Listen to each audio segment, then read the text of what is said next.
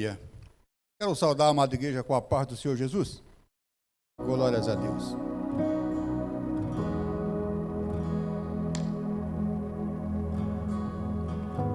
Glórias a Deus. Mais um culto de EBT. Eu louvo a Deus pela vida da amada igreja, todos os irmãos, aqueles que não mediram esforço para aqui estar conosco nessa noite gloriosa e abençoada para louvar e adorar o nome do Senhor. Assim como já foi dito, nossa sexta lição da IBT. Hoje vamos estudar a parte A, a doutrina do culto levítico. Também quero saudar os nossos irmãos internautas que nos acompanham pelas redes sociais com a gloriosa paz do Senhor Jesus. Que o Senhor possa vos abençoar, você e o seu lar. Onde você estiver, receba a bênção do Senhor nesta noite. Glórias a Deus. Aleluia.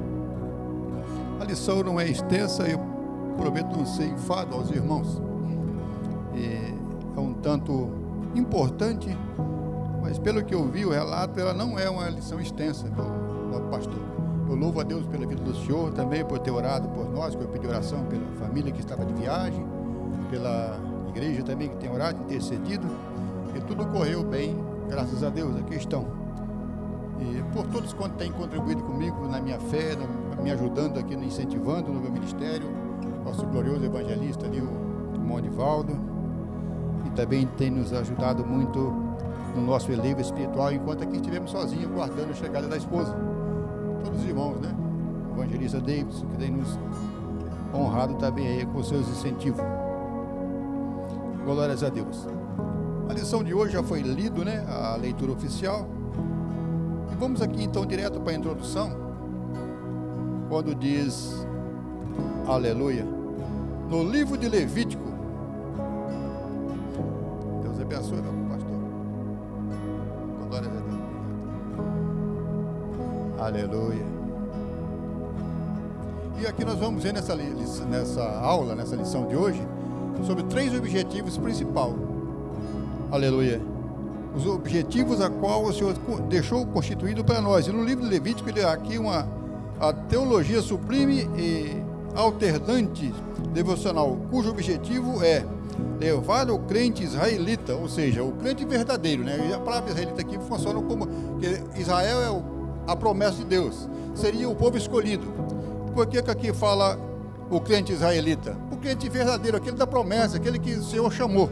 Então aqui diz assim na lição, a escritura da lição, coloquei, levar ao crente israelita. Não é aquele crente que mora lá em Israel. São todos os descendentes de Deus que são crentes verdadeiros, a conhecer as 3 verdades. E essas 3 verdades são o tópico, o caminho que nos conduz aos céus. Esses objetivos aqui que nós vamos aprender é o que nos mostra tudo. Primeiro deles é conscientizar que Deus é o Criador, né? Após isso, quando nós entendemos que Deus é que criou, que formou, Ele é o dono. Ele que é o dono, Ele que manda, Ele que tem o domínio, Ele que tem o controle das coisas. Então aqui, primeiro de tudo, quando tudo quanto existe foi criado por Deus. O segundo, sendo Ele o Criador, todas as coisas, somente Ele deve ser adorado. Lógico, se Ele criou, Ele é o principal objetivo para adorarmos. E não aquilo que Ele criou, né? Eu não posso amar mais o irmão do que a Deus, eu não posso amar uma estátua mais do que a Deus, eu não posso amar um animal mais do que a Deus, eu não posso amar uma floresta mais do que a Deus. Então, nós adoramos a Deus, depois as outras coisas nós constituímos como bens, ou algo que admiramos, né? Como queremos bem aquilo, não podemos colocar em primeiro lugar. E o terceiro é, tudo quanto há deve ser consagrado ao único e verdadeiro Deus. Entendeu? Aquilo que Deus criou, nós vamos ver na lição, que nem o boi, o cordeiro, serviu de objeto de sacrifício no passado. Hoje Jesus veio como esse sacrifício.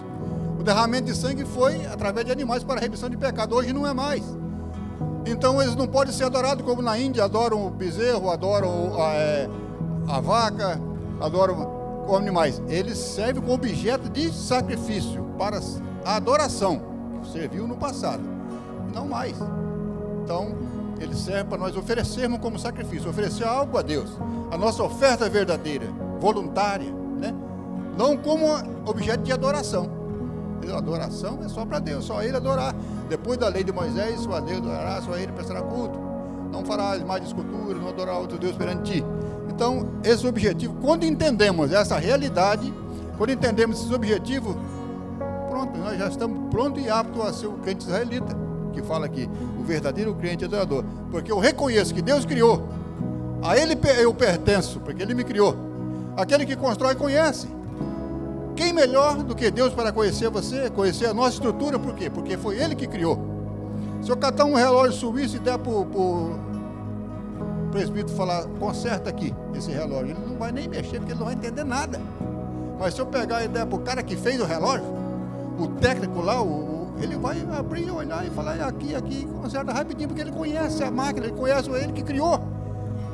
Então Deus conhece você porque Ele te criou.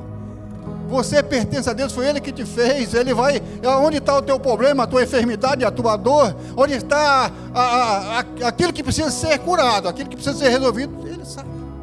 Então é a Ele que eu vou recorrer. Por que eu vou buscar recurso em uma pessoa que não sabe? O irmão não conhece o relógio suíço, eu não vou falar com ele, porque ele pode até estragar mais. Mas Deus não, Ele conhece.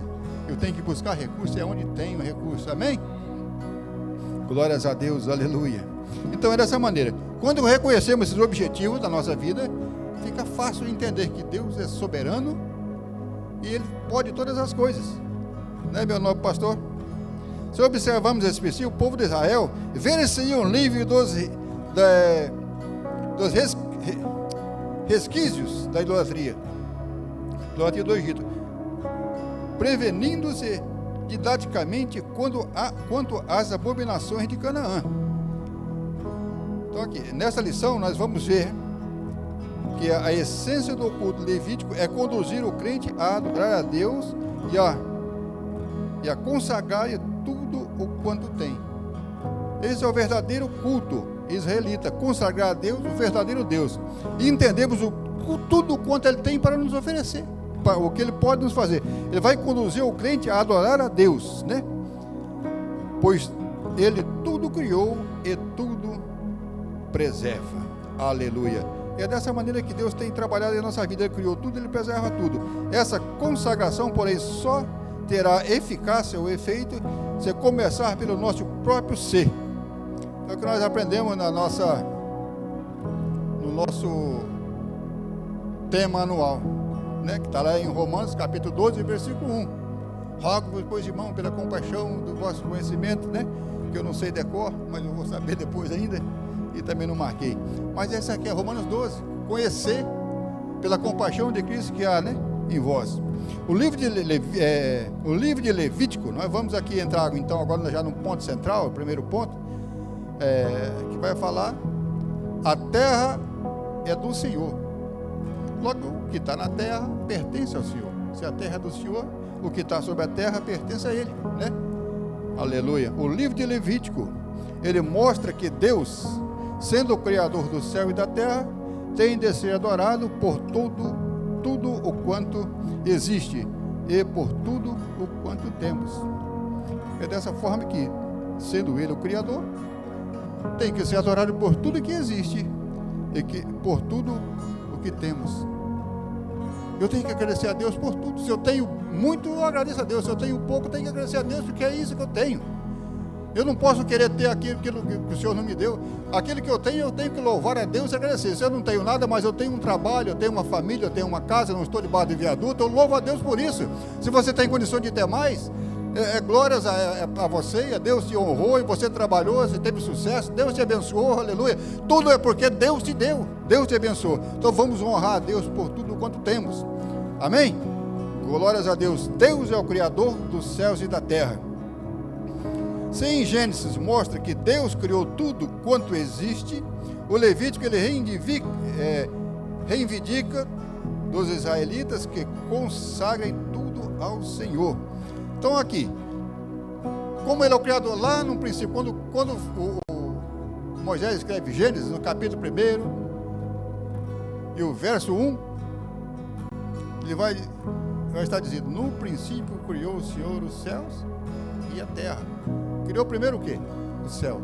Porque é a nossa base de orientação, é o céu.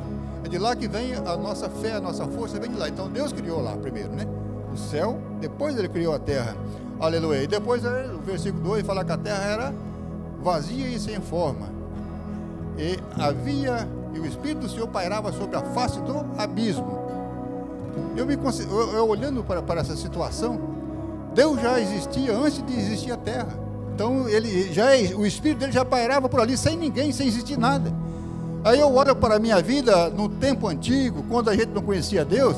O Espírito do Senhor pairava sobre a nossa vida quando nós éramos trevas, quando nós não tínhamos conhecimento nenhum, era oco, era vazio, era sem conhecimento, nós não tínhamos perspectiva nenhuma. A terra era dessa maneira, o Espírito do Senhor já pairava sobre a face do abismo, e eu estava num precipício para cair nesse abismo. A minha vida não tinha sentido, a vida daqueles que estão no mundo não tem sentido, só tem sentido a partir do momento em que conhecemos a palavra e a verdade, aleluia. Esse abismo o Senhor jogou por terra, Ele criou uns céus para que eu pudesse entender que Ele é Deus, aleluia.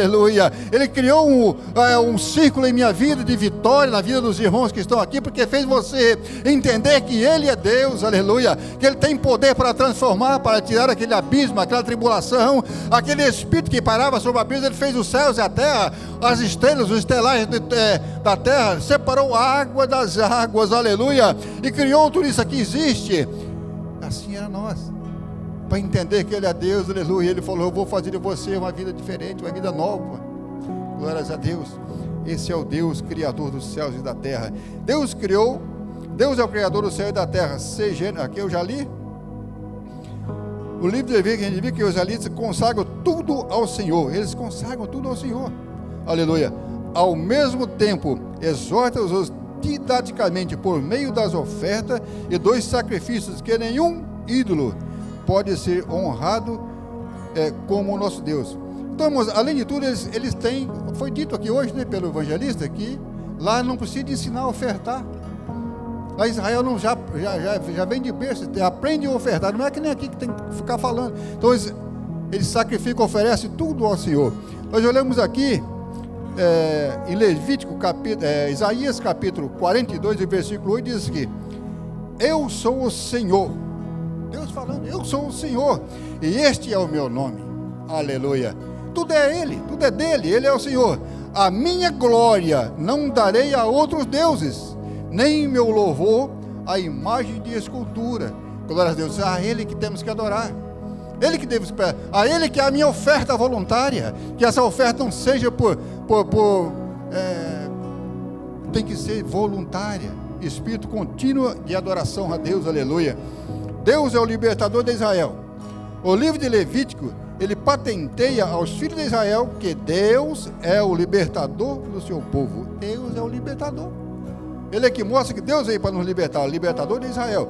Depois entramos nessa brecha como os gentios, para adorarmos, para entrar. Mas Deus, a promessa veio para o povo de Israel. Hoje nós somos considerados Israel de Deus por merecimento de Jesus Cristo da cruz do Calvário. Morreu para nos sacrificar, sacrificou para nos salvar. Aleluia.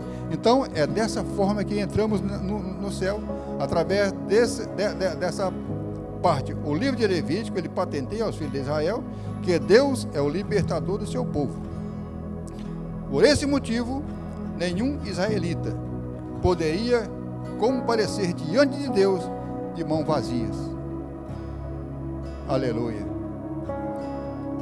Ele é o Deus. Ninguém poderia comparecer ao Senhor. Olha lá para 2 Coríntios capítulo 9, versículo 7, que o evangelista acabou de dizer. Cada um contribui segundo o seu coração. Está em Coríntios, está em 2 Coríntios aí, Paulo escrevendo lá. Segundo, seja voluntário, segundo aquilo que colocar no teu coração.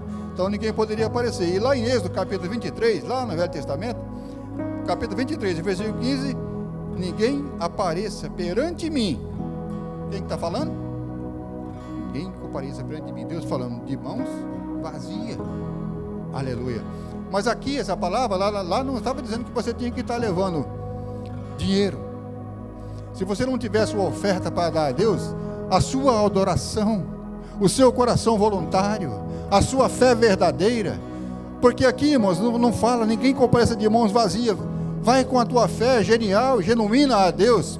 Aquele que dá 1.000 num culto de oferta, aquele que dá 100, aquele que dá 10 e o que dá 1, não tem tamanho, não tem diferença, são voluntários. Para Deus é a mesma coisa. Aquela mulher deu tudo que ela tinha, as 2 únicas moedinhas, mas alguém deu mais. Uma delas era que tinha valor? Não, era menos, mas para Deus ela não tem igualdade. Então, se você contribui segundo o propósito do seu coração, com alegria, aleluia, para que você possa receber de Deus a tua vitória, para que possamos receber de Deus a nossa gratidão, aleluia, que seja dessa maneira. Então aqui está, nós vamos aprender a diferença da adoração do povo de Israel com o povo egípcio, né? Diferença que das contribuições e dos cultos, verdadeiro culto de adoração a Deus. Israel é o templo de Deus. A teologia de Levítico tinha por objetivo também conscientizar Israel da sua vocação divina. Lógico que estava aqui a maior preocupação dele, do escritor de Levítico, que é Moisés, mostrar ao povo de Israel a vocação de Deus, a vocação a qual eles eram chamados. Levítico 20 e 26.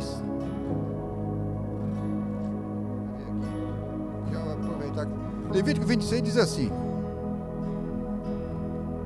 aleluia, e ser-me-eis santo,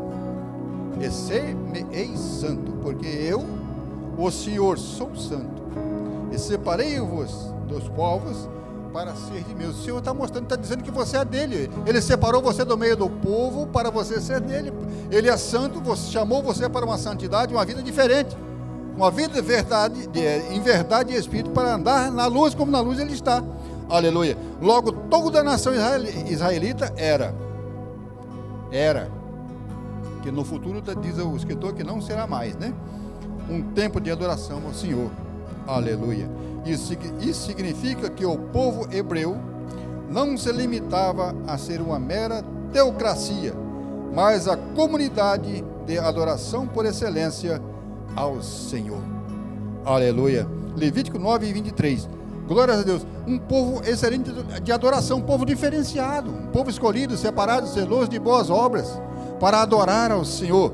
Aqui em Levítico 9, 23 diz que quando Moisés, ele e Arão entram no tabernáculo, e quando eles saem, veja agora que eles eram convencidos, eles tinham um entendimento de adorador, de povo para receber agora, de ser diferente. Deus chamou, eles tinham que pôr aquilo na cabeça, e Deus sempre estava conduzindo pessoas para tentar explicar ao povo de Israel, fazer com que eles não perdessem essa essência, que eles eram um povo escolhido de Deus, que eles eram um povo diferente, um povo separado, diferenciado. Então aqui, diz que quando Moisés entra com Arão no tabernáculo, na hora que ele sai da consagração, da tenda da consagração, eles abençoou todo o povo, e a glória do Senhor apareceu a todos que ali estavam, porque tinha que sentir que Deus estava com eles, porque a glória de Deus estava ali. Deus não podia aparecer presencialmente, mas tinha que entender que a glória de Deus estava ali. Quando nós sentimos a glória de Deus, sentimos bastante alegria, a coisa muda, fica diferente. Então Deus estava no meio do povo, sempre mostrando que Ele era Deus deles,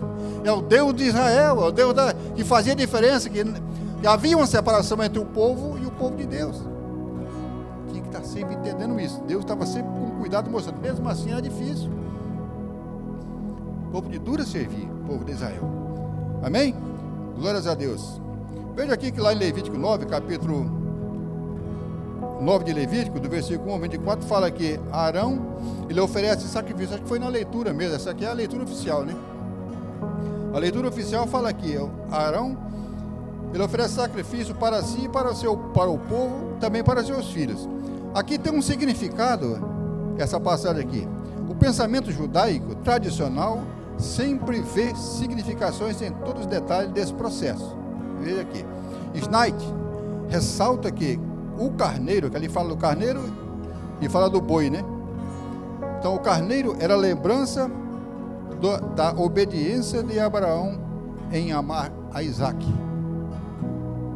Então Isaac foi oferecido em holocausto, no holocausto do cordeiro. Assim como Jesus foi oferecido para nós, como cordeiro único, santo e imaculado, para tirar o nosso pecado. E sem temor nenhum, ou com muito temor, Abraão ofereceu Isaac, só que no lugar do cordeiro. E quando foi para ser imolado, o Senhor brada dos céus e diz: não, está aí. Então aqui, com um grande amor, em obediência a Deus, esse cordeiro é simbólico lá na Snite. Cita também a significação relacionada a esta oferta, que o Targum de Jerusalém, ele menciona: o bode é visto como lembrança do bode que os irmãos de José o mataram. Aquele bode que diz que eles mataram para molhar a túnica de José que Jacó tinha feito no sangue daquele bode, para falar para o pai que foi devorado por um animal feroz, um urso, né? Ali. Então, simboliza isto aí também. Está lá em Gênesis 37 e 31. O bezerro lembra o bezerro de ouro.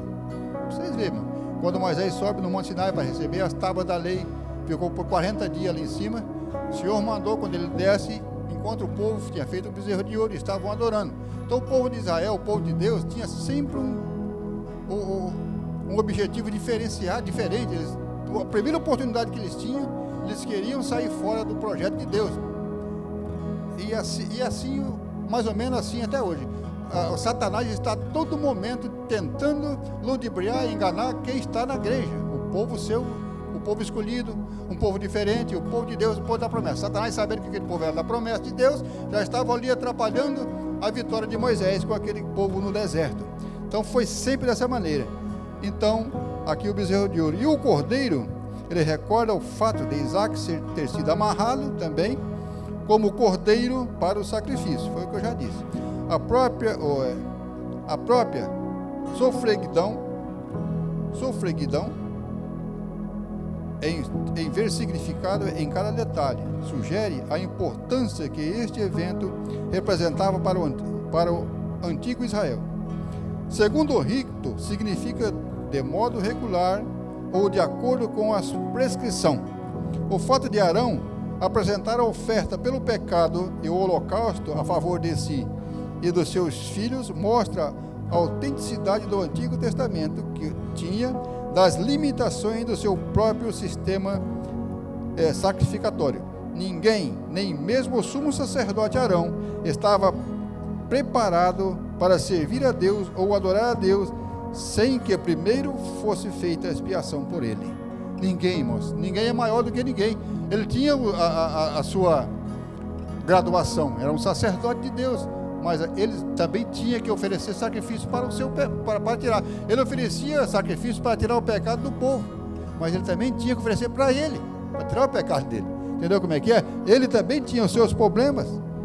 E é dessa maneira. Não adianta eu orar só pelos irmãos, não adianta o pastor da igreja orar só pelos irmãos, não adianta o nosso pastor presidente orar só pela igreja e pelos irmãos. Ele também tem, oramos por ele ora por nós, o pastor ora por mim, eu oro por ele, cada um ora por cada um e oramos um pelos outros.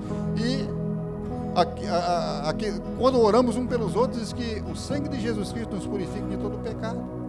E diz que a oração de um justo, ela pode muito em seus efeitos. Então ore por mim, continue orando por mim. Eu creio e confio nas vossas orações. Amém? Então dessa maneira, o sacerdote precisava de oferecer sacrifício também, não só pelo povo e nem pelos seus filhos, mas para ele também. Amém? Glórias a Deus. Deus trouxe o universo à existência do nada. Foi o que eu disse, do nada, não tinha nada, a terra era vazia e sem forma. Oca. E o Espírito do Senhor parava sobre a face do abismo. Então aqui nós vamos ver a teoria sistemática que existe hoje em referência à formação da Terra. Então nós vemos aqui, Deus trouxe ao universo externo do nada de maneira instantânea, pela sua soberana e livre vontade. Ninguém obrigou Deus a fazer nada, porque não tinha outro. Deus é o soberano. Então ninguém fez, por sua suprema vontade, instantânea vontade, ele fez tudo de livre e espontânea vontade. Os decretos ou conselhos divinos são o plano eterno, imutável de Deus, claramente revelado na Escritura, daquela mesma forma que está na Bíblia. Ninguém mudou nada. Como é que Deus criou? Primeiro dia ele fez isso, viu que era bom. No outro dia ele fez outra e viu que era bom. Separou a água das águas, fez os céus, as estrelas, criou os animais, criou tudo que há, os peixes. Cada dia ele foi fazendo algo. E é dessa maneira que Deus fez, e é dessa forma que entendemos, e é dessa maneira que cremos que Deus é soberano, e é desse jeito que a Bíblia explica, e eu creio na Bíblia dessa forma, porque aqui depois nós vemos as controvérsias, aqui o que é que fala sobre as criaturas, né? Aleluia, esse é o plano revelado na Escritura, trata-se de deliberações absolutas que nasceram do desígnio, do propósito do Deus Trino, aleluia, na eternidade, que impediram a ação humana ou de qualquer outro ser do universo. Essas vontades do ser humano não adianta, tentam até hoje, aqui, por seu turno, o governo divino não é um controle meticuloso, ao ponto de excluir a liberdade humana ao seu reger, por direito fixo limites da sua liberdade, aleluia, mas é um tratado, isso é um, eu não sei nem como é que eu digo, é uma devoção, é um desejo de colocar isso em prática. Existe até hoje essas teorias, né? E aqui, veja aqui, no Egito, porque aqui tem a formação, que depois nós vamos ver aqui, do Big Bang, né? O evolucionismo, mas aqui nós cremos nessa aqui, aqui eu falei, depois vamos falar do evolucionismo. Aqui no segundo ponto, já estamos terminando, os animais e os vegetais são do Senhor, assim como nós, né? Ele criou também. Mas veja aqui, no Egito, os animais eram deuses. Aqui vamos comparar o Egito com Israel, né? Os animais eram deuses. Os egípcios não faziam distinção entre criador e criação, nem estavam preocupados em distinguir os animais limpos dos impuros. Aleluia. Deus criou, mas não é porque Deus criou que eu tenho que adorar. Eu posso até gostar, admirar, mas adorar só a Deus, né? E eles também não faziam distinção, não distinguia o puro do impuro. Nós vemos que até Pedro, quando já no Novo Testamento, desce aquele lençol dos céus e a voz diz: Pedro, mata e come, e lá tinha todo tipo de animais naquela visão de Pedro.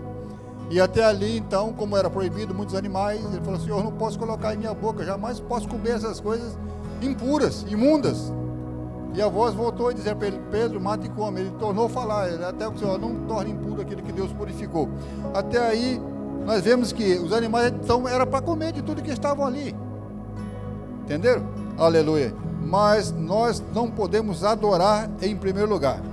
Tem gente que gosta mais de um animal, um cachorro, um gato, animais de criação, mais do que a esposa, mais do que o marido, mais do que o filho. Fica até feio de falar, tem hora. Mas é dessa forma que está acontecendo, né? E está aqui, pior que está aqui. Por isso, adoravam o boi, o crocodilo, o falcão, o gato, o cachorro, né? O boi, e assim vai. Romanos 1:25 diz: Eis que Deus, ao punir o Egito com as 10 pragas, mostrou quão inúteis eram aqueles deuses. Por quê? Quando Deus puniu, aqueles deuses deles não valia nada, porque se tivesse valor, tinham rebatido, tinham entrado, bloqueado o agir de Deus. O Deus deles não valia nada. É que nem o dia de Elias, quando Deus desceu o fogo dos céus, estava lá os 430 profetas de Baal e mais 400 profetas de Acera, adorando o seu Deus. Tiveram tempo de meio-dia para arrumar o altar, ajeitar, colocar o novilho, cortar e adorar a Deus.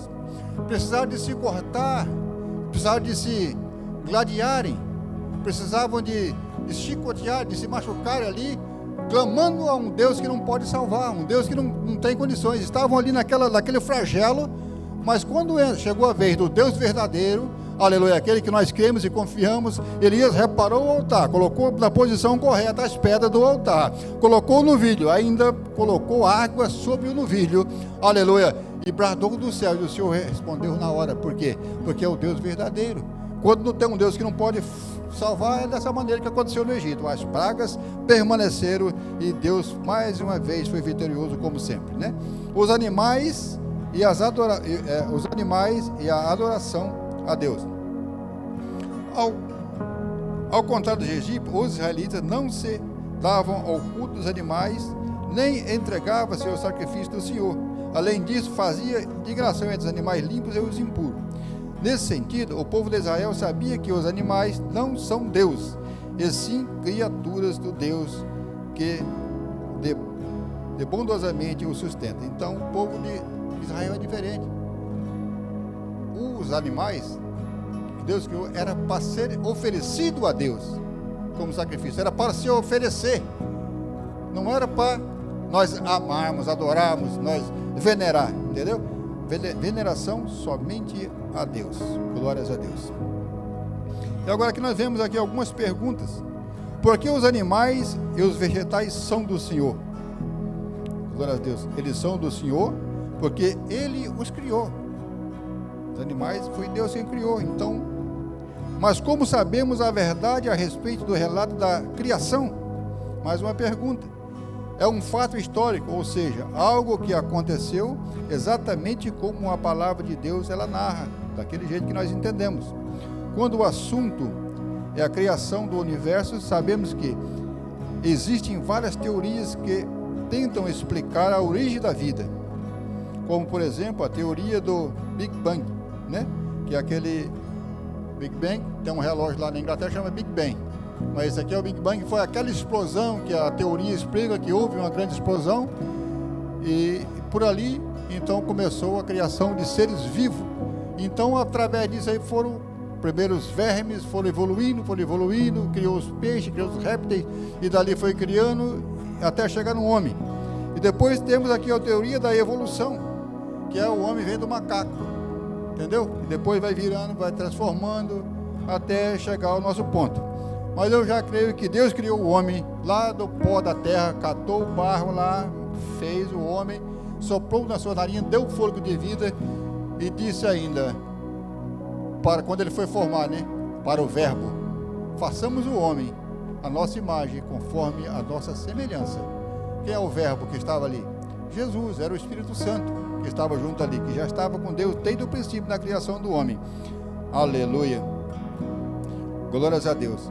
Então aí tem a teoria da evolução. Porém, como crentes, sabemos que o universo, a vida não são produtos de uma evolução, como alguns cientistas tentam afirmar, o seu resultado da explosão de uma partícula. Deus é o grande Criador. Ele criou os animais, os vegetais, por isso pertencemos a Ele. Os israelitas precisavam ter a consciência de que o povo de Deus, que eles adoravam, no tabernáculo, era o único e que tudo que foi criado por ele, e tudo que foi criado por ele, e enfatiza também que os sacrifícios de animais apontavam para o sacrifício vicárico de Jesus Cristo lá na cruz do Calvário. Amém?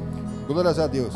A Bíblia de Estudo Pentecostal, quando um sacrifício era oferecido com fé e obediência a Deus, Deus a aprazia no ato do adorador, e deste modo otorgava ao penitente a graça ou o perdão almejado.